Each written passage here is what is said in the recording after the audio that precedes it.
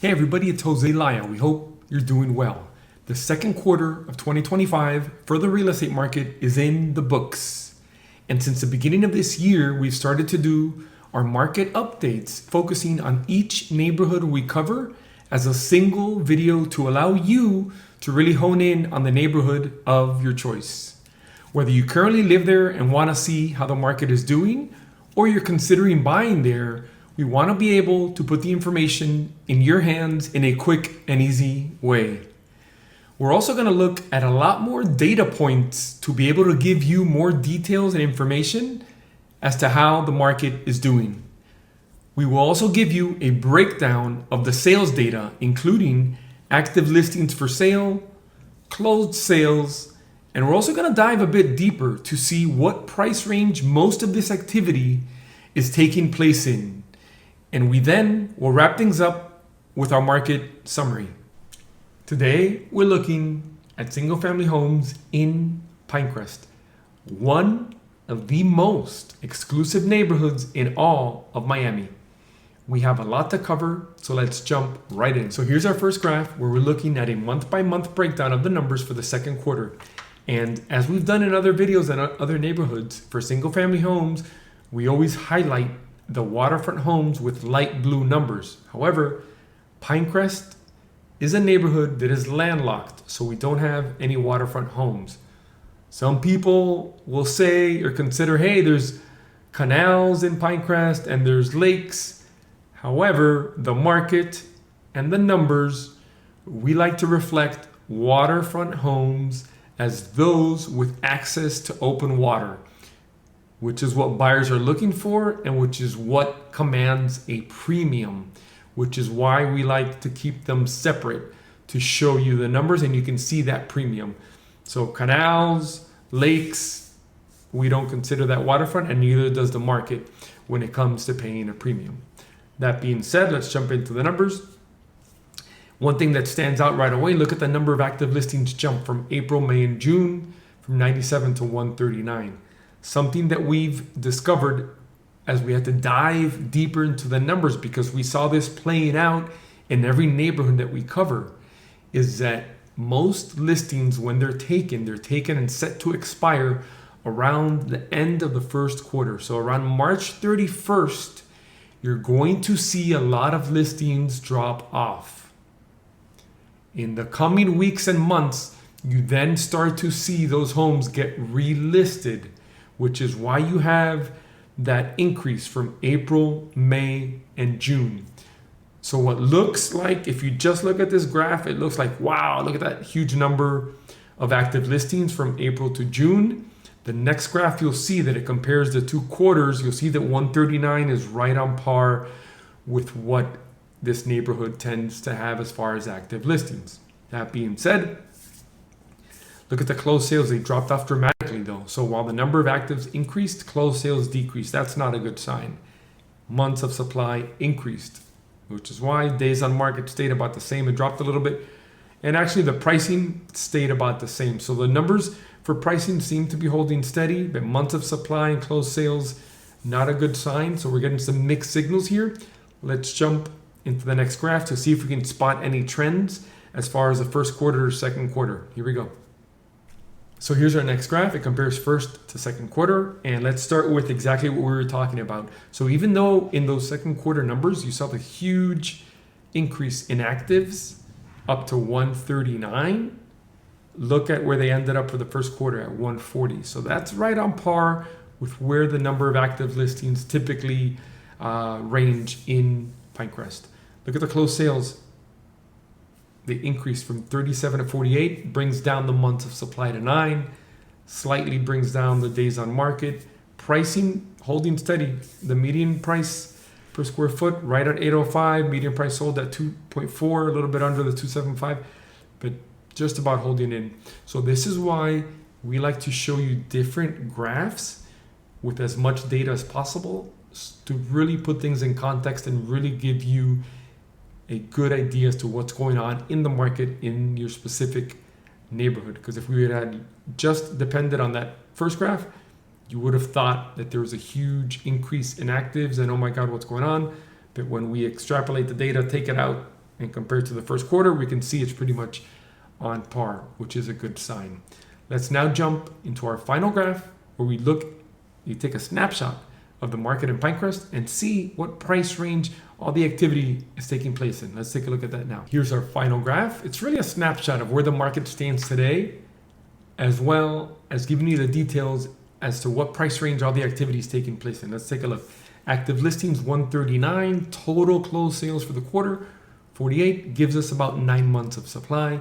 To put that in context, a balanced market is considered to have 6 to 9 months, so this is right in line. Let's look at the price ranges.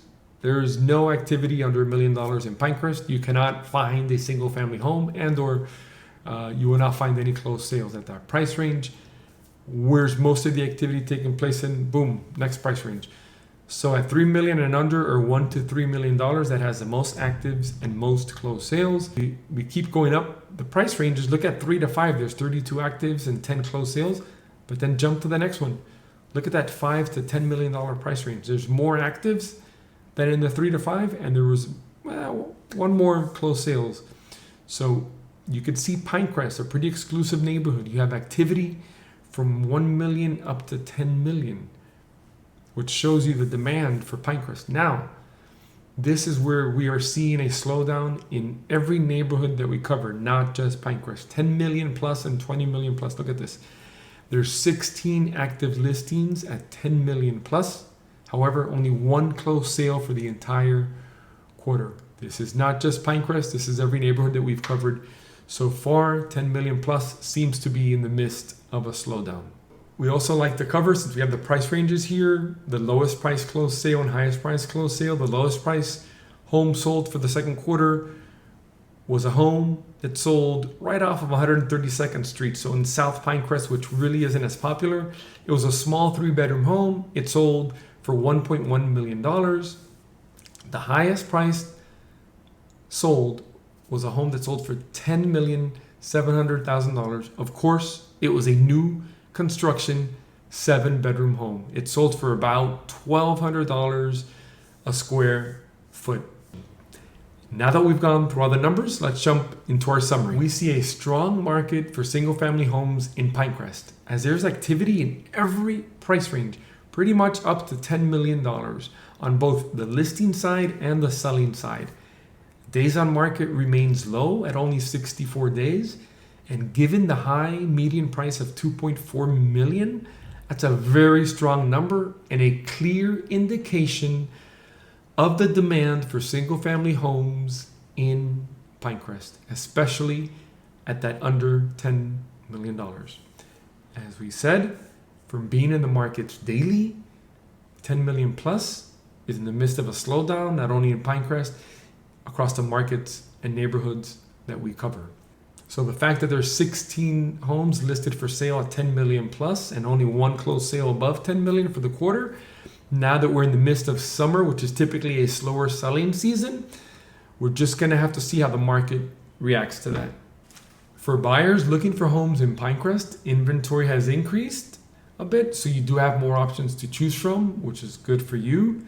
If we dive a little bit deeper, we'll see right now, if your budget's $3 million, you have 48 homes to choose from, which is pretty good, all things considered. However, the market's moving rather fast, 64 days on market. That's very fast given the high median price sold. So if you do find a home that you and your family like, make an offer on it right away and just try and negotiate the best possible price. As for trying to time the market, are rates going to go down? Are rates going to go up? Is inventory going to be up? We truly suggest to just focus on the controllables, what you can control. Focus on finding the right home for you and your family and try and negotiate the best possible price. Everything else is not in your control. We get so many questions about, do we wait? Are rates going to go down? Are inventory going to go up? Who really knows? We try to provide you the most data possible so you could see kind of where the market's headed, but you truly never know. There's a lot of global uncertainty in the economy. That's one factor that's weighing down possibly that $10 million plus price range, but let's see.